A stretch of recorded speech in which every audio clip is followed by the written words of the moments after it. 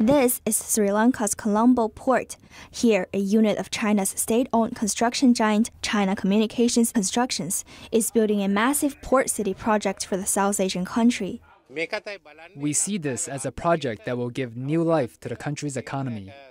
But to fund the project, the country borrowed over $1 billion from China, which deepened Sri Lanka's already growing debt crisis. This after the Sri Lanka authorities borrowed hundreds of millions of Chinese money for another project at the port town Hambantota. To ease the debt, the country had to hand over a controlling 70% stake of the strategically important port to China and rented the port to China for 99 years. Despite government-sponsored studies showing the projects wouldn't be profitable, local authorities push it through anyway.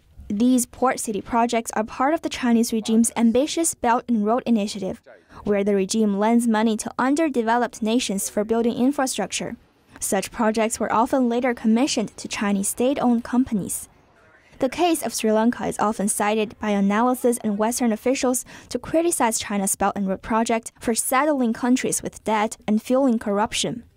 A New York Times investigation in 2018 shows that before getting the deal, the Chinese company and local Chinese diplomats had gone out of their way to support and fund the then Sri Lanka president's election campaign.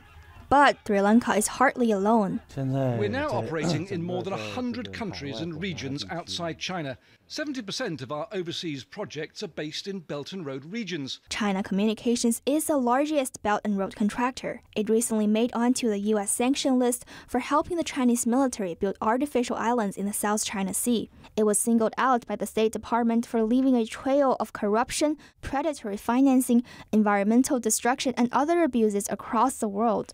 State Department official David Stilwell recently likened China Communications and others to modern-day equivalent of the East India Company, the trade giant used by Britain to expand its colonization. These state-owned enterprises are PRC instruments of abuse, and we should highlight their improper behavior.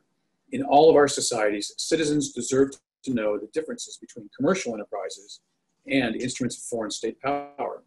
For instance, in the East Africa country of Kenya, China Communications was accused of mistreating local railway workers.